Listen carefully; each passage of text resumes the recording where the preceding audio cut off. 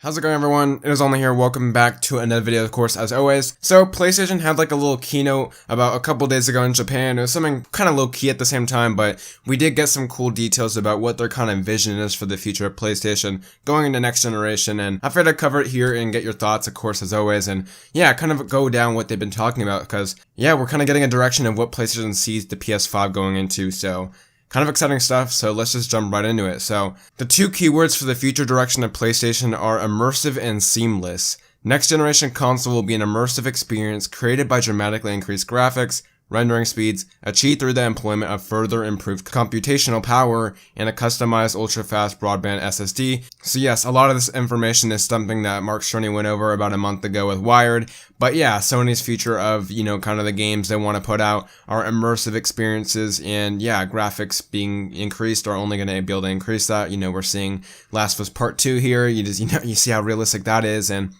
they're kind of pushing in that direction. That's nothing new here. But at the bottom, we kind of got some interesting tidbits. Sony will pursue its mission to make PlayStation the best place to play by leveraging the latest computing, streaming, cloud, and 5G technologies together with excellent content. So yeah, a lot of these efforts with Sony, we talked about, the Microsoft and Sony agreement that they're going to be working together with some cloud technology and just kind of collaborating on that front, to push the gaming forward. Kind of, in my opinion, is going against Google Stadia, in my opinion. They want to be able to keep their dominance in this industry, so they're working together.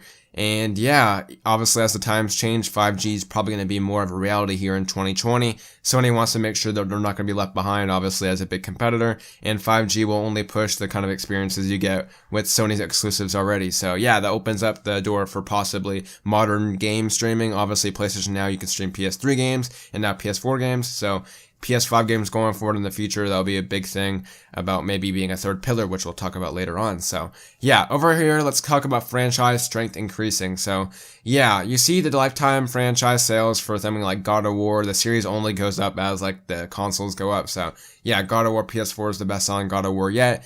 That was because of critical acclaim, and obviously the games they have a really big interest right now with the Sony fan base, especially coming off the new one.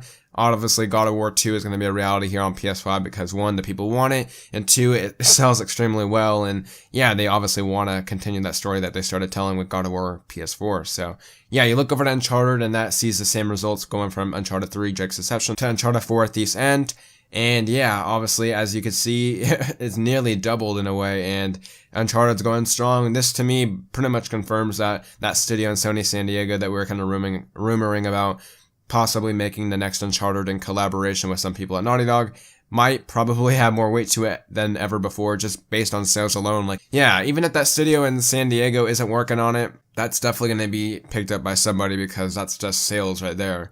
And you see the same for The Last of Us, but that's more so because I guess the PS4 saw, an increased player base, and yeah, it came out in the last generation, like year for the last generation for the PS3, so yeah, so that's a little bit of a different story, but ultimately the exclusives that Sony have right now, like the named exclusives, are doing better than they ever have before, and I'm sure that Sony doesn't want to drop those for just completely new IP, so expect to see them in some shape or form in the next generation console. So yeah, Sony kind of doubled down that they believe in, generations and keeping up with the times, and they said that the jump to next generation console, the PS5, will leverage backwards compatibility to transition that smoother. We saw that kind of as a rough transition from PS3 to PS4. A lot of people wanted to keep their PS3 titles, and to be honest, the PS4 titles at launch weren't really that compelling to jump right away. So yeah, having all your titles there from day one is definitely going to help people move over to the new system.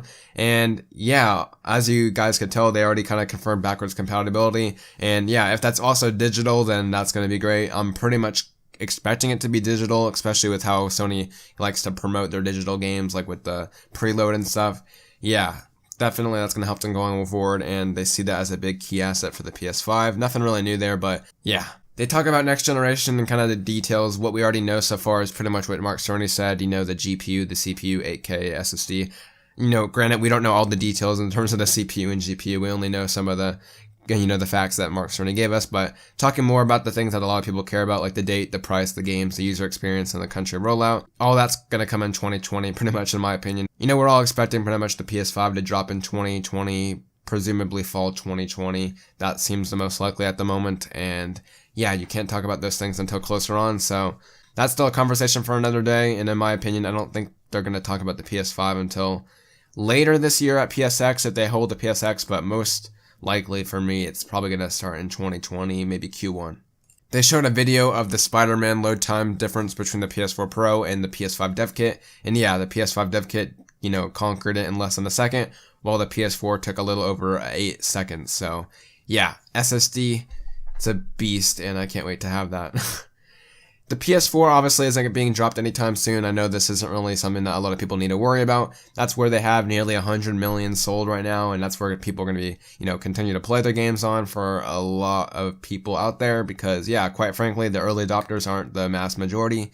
And yeah, you even saw with the PS3 to PS4, a lot of people kept their PS3s for a while before jumping ship, and yeah, they expect that obviously for the future at PS4 to PS5, and ultimately, obviously 100 million, a lot of people are out there able to buy games for their system, so that's still going to be the big cash cow, especially with these next 3 exclusives, and the next gen will slowly move in and take over as the years go on, but for the next 3 years, they see that as the main engine, which, yeah, makes sense.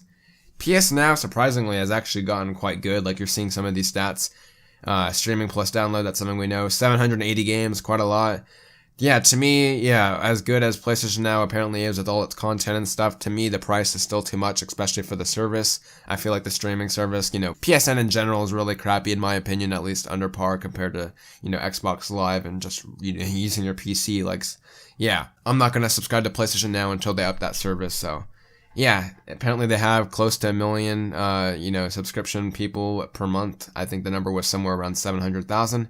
A lot more than I thought. If you think about that, that's like, what, $20 a month? That's like $20 million right there profit every month. That's quite crazy, more than I thought. So obviously they want to continue to push that going forward into PS5, I'm sure. And that moves us to our next point, which is, yeah, the role of streaming in next generation. Their vision is a massively enhanced PlayStation community where enriched and shared PlayStation experiences can be seamlessly enjoyed independent of time and place, with or without a console. So it seems like, in my opinion, they want to kind of take the role that Microsoft's doing right now with kind of their, you don't need to have this console, which to me, I don't feel like Sony's really specifically stated that. Like, yeah, PS Now is available on a PC, but it hasn't really been the forefront of marketing right now. You always see the PS4 only on PlayStation kind of marketing, and yeah, not every single title of like PS4 is obviously on a PS Now. I think like the biggest notable one is like Bloodborne and some of the launch titles for the PS4, but yeah, it seems like them saying that they want PlayStation to be a seamlessly experience anywhere. It seems like they're really taking the streaming approach and they want to take it beyond just the PlayStations, and who knows what they'll see. It's still not, sure right now if we're going to be able to stream PS5 games on a PC. I personally still think that that's probably not going to happen. As much as they say it here, that's still probably going to be something they want to keep for only on PlayStation, because granted, that's how they sell most of their PlayStations. So yeah, kind of misleading in there in my opinion. I feel like that's not going to see as fruition as they kind of say it's going to take. So yeah, I feel like just streaming will get better and you'll be able to stream actual PS5 games probably on your PS5, but I don't see them putting them on PC or any other platforms right now. So unless they surprise me there, I just think that's a little bit misleading, or at least kind of being a bit over extreme of what reality will probably happen. So yeah. Speaking of streaming, by the way, yeah, you look at this diagram here, PlayStation 1 and PlayStation 2 obviously taking the CD, DVD business model. PS3 and PS4, mainly PS4 in terms of like wide adoption, we saw the increase of downloads and being able to digitally have your games at all times on your PS4, PS3. And next generation, they're adding a third pillar that they want, and that's streaming. So in my opinion, yeah, you'd think that'd be their PS5 games. They want you to stream them, so maybe instead of preloading your games, they're going to be marketing preloading or streaming. Yeah, ultimately you gotta imagine that Blu-ray's fading right now. I wouldn't be surprised if Blu-rays, become quite uncommon here in the next couple years. They're still quite common right now, but yeah, they're slowly dying off as downloading is taking the forefront. But yeah, streaming, that definitely is something interesting. Obviously right now that's not gonna work because, yeah, quite frankly, PS Now is just not right there, and maybe with 5G innovations that will change. So it looks like Sony wants to adopt that and have those 3 pillars. I mean, it's accessible. You don't need to have the complaint of, oh, I don't have enough space on my hard drive to stream the game. I, for one, probably will just stick to having them, on my PS4, on my PS5, just raw, downloaded, or a disc. So, yeah, quite interesting if you're going to be able to stream your games going forward. That's something we haven't really seen yet in terms of modern day titles. But yeah, it's right there. So who knows? That'll be pretty interesting. And then, yeah, I guess the final data just shows sales-wise, like price cuts, and yeah. Ultimately, what has this really taught us? Mainly that Sony wants to go into the streaming initiative area quite heavy, and they see that as like a future success area. Uncharted's most likely going to have, you know, a sequel rather than Naughty Dog develop it. Probably going to have some other developer take it because, yeah, quite frankly, that series is like a cash cow, and they're going to want to continue that name and make some money because, yeah, Sony's a corporation. As much as you don't want those sequels, that's probably going to happen. And yeah, streaming going forward, that's going to be a big forefront of what they're going to be pitching, and they want to grow in that area. So that's pretty interesting. Ultimately, I'm not sure how much that's going to take the form of, like, you know, day one titles, like their big exclusives, but only time will tell. So I guess let me know your thoughts in the comments down below. Of course, as always, those have been mine, and I'm only like half the conversation. Leave a like if you enjoyed the video. Subscribe if you want to see more of my content. Interesting times here. You know, I don't expect them to really talk about PlayStation 5 like heavily with like the, you know, public until Q1 of next year, but in the meantime, we're slowly getting more details about, you know, their next generation plans, and of course that's exciting as always. So of course, I've been online, everyone. Enjoy the rest of your day and take care, and I'll see you in the next video.